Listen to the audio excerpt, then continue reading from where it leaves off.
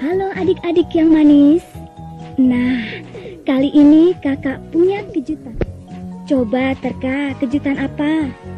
Kejutan itu berupa cerita yang bagus untuk kalian dengar. Cerita tentang sebuah hutan liar yang letaknya jauh dari sini, yaitu hutan Afrika. Kalian sudah pernah mendengar tentang Afrika, bukan? Iya, benar. Di sana masih banyak sekali hutan-hutan liar. Dan kita akan berkenalan dengan seorang anak penghuni hutan itu dalam cerita yang berjudul Laware, Penghuni Rimba Afrika.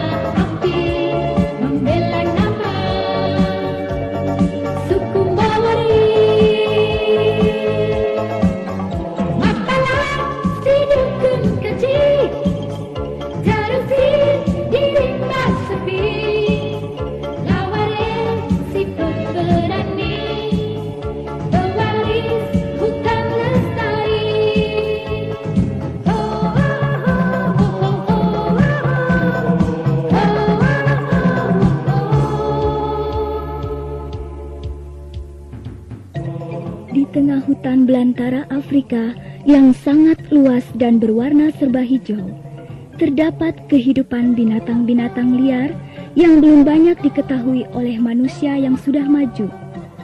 Namun di tengah-tengah kehidupan binatang-binatang liar itu, hiduplah sekelompok orang-orang pemberani yang sudah biasa berpetualang di tengah rimba.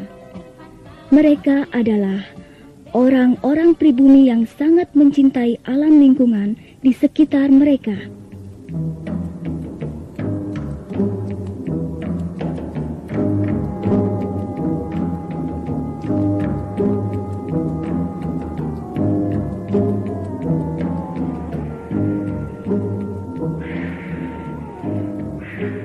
Hei, kita berhenti di sini. Tapi Wabutu, kita harus menemukan kelompok gajah-gajah liar itu sebelum mereka datang memusnahkan kampung kita. Tidak, Malibu. Kita sudah terlalu jauh memasuki hutan ini. Dan sama sekali tidak ada jejak-jejak gajah. Kita harus kembali ke kampung kita. Tapi Mapala dukun kita memerintahkan kita untuk terus mencari dan menemukan gajah-gajah liar itu. Tidak. Kita sudah 3 hari berjalan dan belum menemukan tanda-tanda jejak gajah. Kita pulang saja. Aku nanti yang akan bertanggung jawab bila dukun kita menegur kalian. Ayo! Kembali pulang semua! Ayo, pulang. Balik.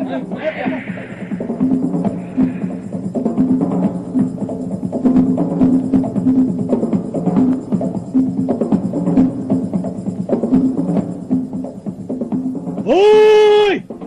Kalian semua! Dengarkan aku! Aku Mapala, dukun kalian akan bicara! Ya, ayo kita dengarkan. Ya. Baik, ya tenang semuanya. Dengarkan! Aku melihat bencana mengerikan akan menimpa dusun kita. Aku melihat tangan hantu Alaude yang berlumuran darah akan merenggut nyawa kalian semua. Bagaimana ini kita? Diam! Dengarkan aku bicara. Aku sudah mendapat bisikan dari Dewa Toka Fabayo, si Dewa Langit, bahwa kalian telah membangkang perintahnya yang disampaikan melalui mulutku. Untuk itu, kalian akan celaka. Diam! Dan aku tahu bahwa ini semua karena kau, Wobutu. Kau telah membangkang perintahku untuk memburu gajah-gajah liar itu. Dengarkan, Mapala. Kami telah 3 hari memasuki hutan. Dan kami tidak menemukan jejak seekor gajah pun. Tidak peduli. Seharusnya kalian terus mencari gajah-gajah itu sampai kalian menemukannya. Itu harus. Itu bisikan dari Dewa Langit, Toka Fabayo. Tidak, Mapala. Aku tidak ingin anak buahku mati ditelan lumpur hidup di tengah hutan yang kau tunjukkan itu. Kau akan dikutuk, Toka Fabayo. Aku lebih suka dikutuk daripada kehilangan para anak buahku. Dengarkan aku. Aku dukun kalian, hai orang-orang suku Mawari. Toka Fabayo, si Dewa Langit, telah mendengarkan kata-kata Wobutu. Dan dia akan segera menjatuhkan hukuman atas Wobutu, pemimpin kalian. Aku, Mapala, dukun kalian telah bicara.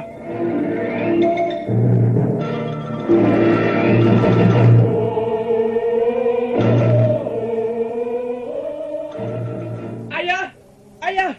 Laware, ada apa? Ayah, saya mendengar bahwa ayah sekarang berada dalam kutukan Toka Fabayo, si Dewa Langit. Benarkah? Iya, Mapala. Dukun kita yang mengatakan itu. Ayah pernah bertemu Toka Fabayo? Belum. Tidak ada yang bisa melihat dan bertemu Toka Fabayo, kecuali Mapala. Dia dukun. Oh, apa yang akan terjadi dengan ayah atas kutukan Toka Fabayo? Entahlah. Oh, ayah, apakah Toka Fabayo memiliki anak buah berupa manusia berkulit putih dengan membawa senjata tongkat berapi yang bisa bersuara seperti guntur, ayah? Laware, apa yang kau katakan itu? Ayah, kemarin ketika saya dan Imori sedang bermain di seberang danau, saya dan Imori melihat beberapa orang manusia berkulit putih bersenjata tongkat berapi, ayah. Mereka membunuh seekor badak besar dengan tongkat itu yang mengeluarkan suara seperti guntur, ayah. Hah?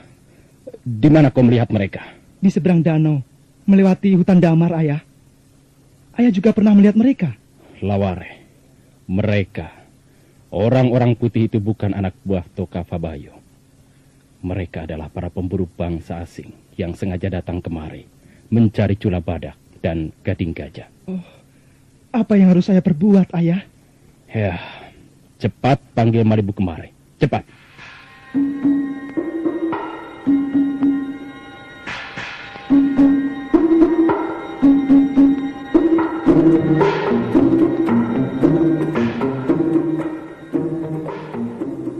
Laware, si anak pemimpin suku Mawari itu, segera berlari menuju rumah Malibu, yaitu sahabat ayahnya. Tak berapa lama kemudian, Laware sudah kembali lagi bersama Malibu.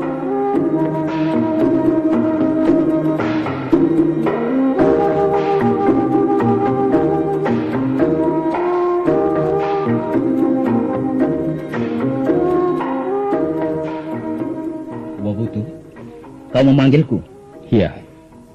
Laware anakku ini mengatakan bahwa kemarin dia telah melihat sekelompok orang-orang kulit putih di seberang danau. Lawari, Iya, benarkah yang kau katakan itu? benar. Saya melihat mereka ketika saya dan Imori sedang bermain di seberang danau.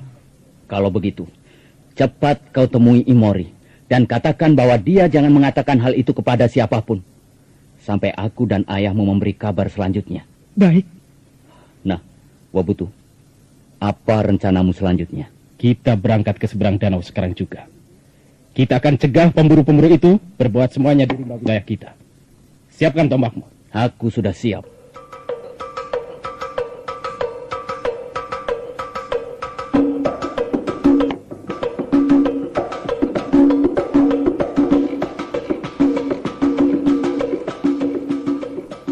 Tak lama kemudian, Wobutu dan Malibu sudah mulai memasuki hutan lebat menuju danau yang ditunjukkan Laware. Kedua lelaki itu menerabas semak belukar dan rumpun berduri di antara pohon-pohon raksasa yang tumbuh lebat, yang telah merupakan alam mereka, dan mereka sangat mengenal setiap jengkal tanah di dalam rimba itu. Setelah menempuh jarak yang cukup jauh, akhirnya mereka pun tiba di tepian danau yang terdapat di dalam rimba itu. Dan benar, di seberang danau sana tampak sekelompok orang-orang kulit putih sedang berkemah. Malibu dan Wobutu cepat-cepat bersembunyi di balik semak-semak.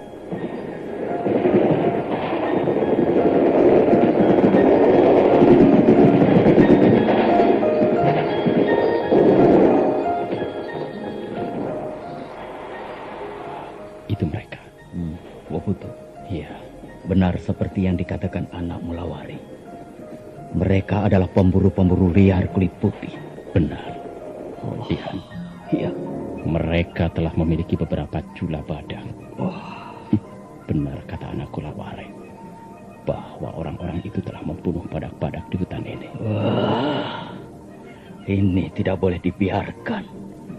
Mereka bisa membantai habis satwa-satwa di rimba ini hanya untuk keuntungan mereka sendiri. Wobutu, apa yang harus kita lakukan? Kita harus kembali ke desa untuk memberi kabar orang-orang kita. Ayo, cepat Malibu. Wobutu, mereka melihat kita. Awas, mereka menembak. Lenganku. Wobutu, aku akan balas mereka dengan tombak ini. Jangan Malibu. Jangan. Jumlah mereka lebih banyak. Dan mereka mempunyai senjata api. Tapi mereka semakin dekat, mereka akan menangkap kita. Biar saja. Dengan ditawan mereka, kita akan tahu siapa yang menjadi petunjuk jalan mereka di rimba ini. Pasti salah seorang dari suku kita ada yang berkhianat.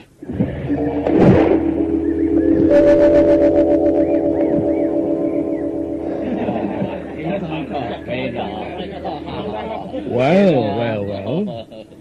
Jangan coba melawan. Ikat.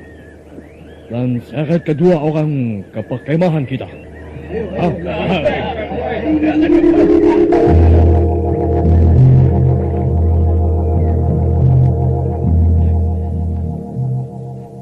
Laware, Ya, kau akan mengajakku kemana?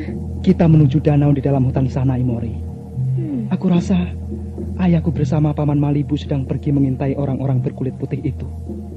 Aku khawatir terjadi sesuatu atas diri mereka. Laware, Ya, apakah orang-orang berkulit putih itu jahat? iya, Imori. Kata ayahku, mereka licik dan jahat dan suka membunuh binatang-binatang. Kalau begitu, mari kita berangkat sekarang. Oh ya, kau sudah membawa busur dan anak panah? Aku sudah siap. Ayo, berangkat.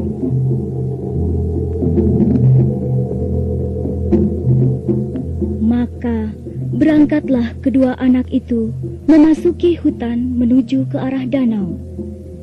Setelah menempuh jarak yang cukup jauh, mereka pun sampai pada danau yang dituju. Dan betapa terkejutnya kedua anak itu ketika mereka melihat Wobutu dan Malibu dalam keadaan terikat di luar perkemahan para pemburu kulit putih itu. Oh, Imori, cepat bersembunyi. Iya, Lihat, ayahku dan Paman Malibu ditawan mereka. benar. Ayahmu kelihatannya sedang luka. Jahat sekali orang-orang kulit putih itu. Laware, Ya, lantas apa yang harus kita perbuat? buatlah api dengan dahan-dahan kering itu. Akan kita bakar perkemahan orang-orang jahat itu.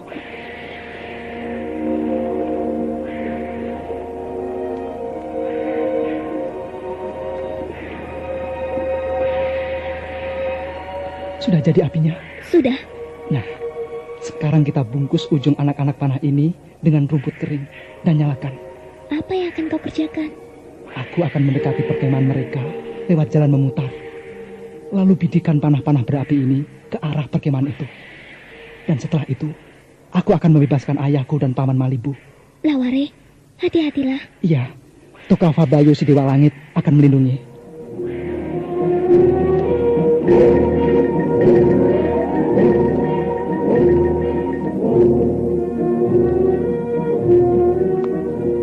Tak lama kemudian, Laware segera menyusup ke dalam semak belukar, mendekati perkemahan itu dengan pisau terhunus. Sementara itu, Imori mulai merentangkan tali busur panahnya dan membidik. Sedetik kemudian, meluncurlah beberapa anak panah berapi, menyambar ke arah perkemahan para pemburu liar itu, hingga menimbulkan kebakaran.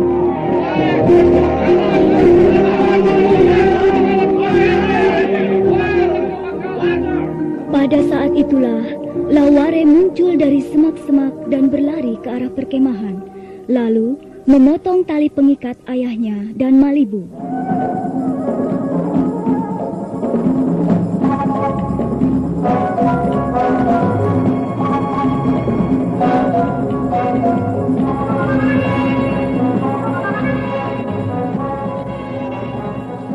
Dengarkan kalian semua. Aku Mapala dukun kalian meramalkan bahwa pemimpin kalian si Wabutu dan sahabatnya si Malibu tidak akan pernah kembali lagi. Saat ini mereka berdua telah terkena kutukan Toka Fabayo. Mereka berdua telah mati. Nah, mulai sekarang akulah yang akan menjadi pemimpin kalian. Pemimpin suku Maori. Tidak! Pimpinan suku Maori adalah tetap ayahku.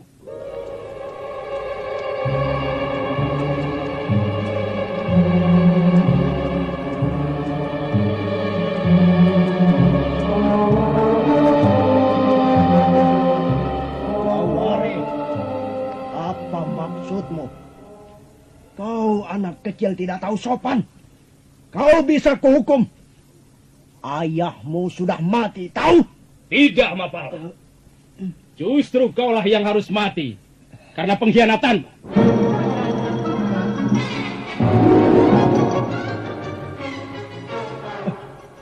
Wabutu, kau... Iya. Aku dan Malibu ditangkap dan akan dibunuh oleh sekelompok pemburu kulit putih. Tapi anakku Laware dan temannya, Imori, telah menyelamatkan kami.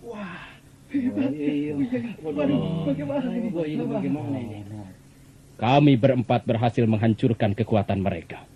Dan bahkan menyeret pemimpinnya yang bernama Boris. Malibu, bawa orang asing itu kemari. Baik. Semua yang ada di situ sangat terkejut ketika Malibu menyeret seorang lelaki kulit putih yang tampak dalam keadaan luka-luka. Ayo. Boris, bicara.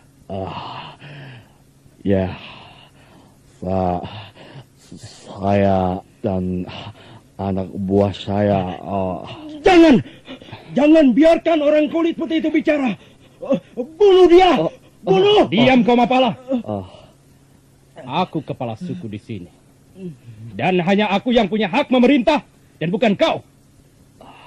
Teruskan bicaramu, Boris. Ya, seperti yang saya katakan, bahwa kami berburu badak dan gajah di hutan ini atas persetujuan Mapala, dukun kalian. Bohong! Itu fitnah! Kau harus mengakui itu, Mapala. Bukankah kau yang memberi izin kami berburu di hutan ini setelah kau menerima sejumlah perhiasan dan minuman keras dari kami? Kau juga yang mengatakan kepadaku bahwa kau pernah dengan sengaja meminta Wabutu dan orang-orangnya untuk memburu gajah liar. Padahal kau menginginkan dia mati tertelan lumpur hidup. Tidak! Itu fitnah! Tidak! Diam! Aku Wabutu, pemimpin kalian akan bicara. Sekarang kalian sudah tahu dengan jelas bahwa Mapala adalah seorang dukun pengkhianat. Mapala si dukun itu tampaknya tak mampu mengelakkan semua kesalahan yang dituduhkan kepadanya. Maka diam-diam ia meraih sumpit beracun dan berniat membidikkan ke arah Wabutu. Tetapi Laware sempat melihatnya. Ayah! Abah! Mendengar peringatan anaknya, Wabutu cepat-cepat menundukkan tubuhnya ketika Mapala meniup sumpitnya.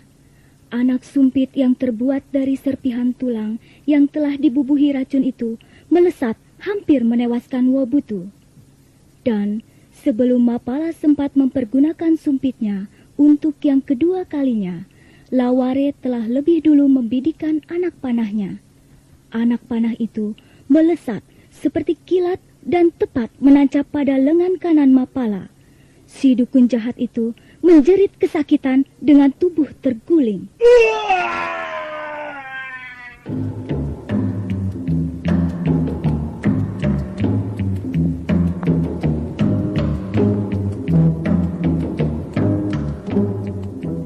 Sejak saat itu, Mapala yang masih dalam keadaan luka diusir dari suku Mowori, sesuai dengan hukum adat yang berlaku pada suku tersebut. Dan juga Boris, si pemburu liar dan teman-temannya juga diusir keluar dari hutan itu setelah diharuskan meninggalkan semua cula badak dan gading yang berhasil mereka dapatkan. Setelah itu, keadaan suku Mowori pulih kembali seperti sedia kala di bawah pimpinan Wabutu, si kepala suku yang bijaksana itu.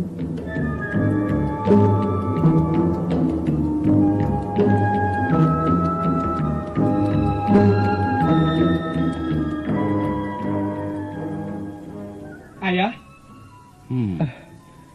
Ada apa, Laware? Ayah, aku ingin tanya, apakah Toka Fabayo si Dewa Langit itu benar-benar ada? Tidak, Laware. Tidak ada. Toka Fabayo tidak ada. Dan memang tidak pernah ada. Itu hanya nama yang dikarang Mapala, si dukun jahat itu. Apa? Betulkah begitu, Ayah? Benar. Dari para penjelajah hutan yang pernah ayah jumpai, ternyata hanya ada satu roh yang maha tinggi, yang menciptakan hutan, sungai, binatang, matahari, bulan, bintang-bintang, bahkan yang menciptakan manusia. Roh itu hanya satu dan berada di mana-mana. Dia maha kuasa dan memberkati orang-orang yang jujur hatinya. Roh itu biasa dipanggil dengan sebutan Tuhan. Oh, Tuhan? Ya, anakku. Dan itu harus ayah sampaikan kepada suku-suku lain penghuni hutan ini. Supaya mereka jangan disesatkan oleh dukun jahat semacam Mapala untuk menyembah sesuatu yang tak pernah ada semacam Toka Fabayo. Dan kau, Laware, kau sebagai anakku, calon pemimpin suku Mowori ini, kau harus meyakini itu. Iya, aku mengerti, Ayah. Lihatlah. Malam ini, suku kita akan mengadakan upacara pertama untuk mengadakan penyembahan terhadap Tuhan dan mohon berkatnya. Itu, mereka sudah mulai.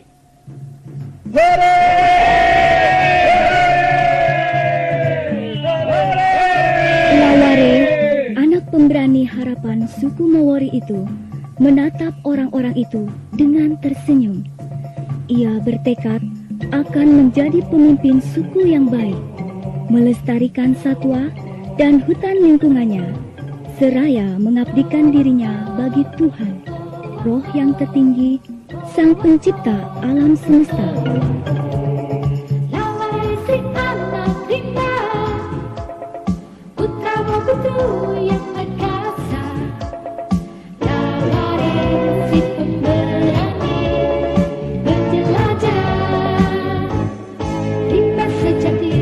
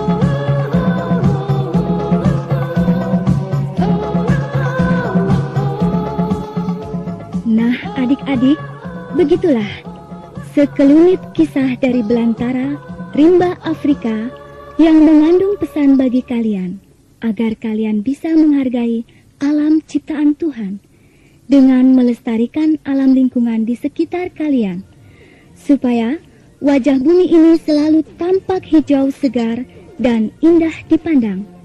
Nah, sampai jumpa dalam kisah yang lain. Selamat berpisah dengan sangat cerita dan kisah lagu dan cerita.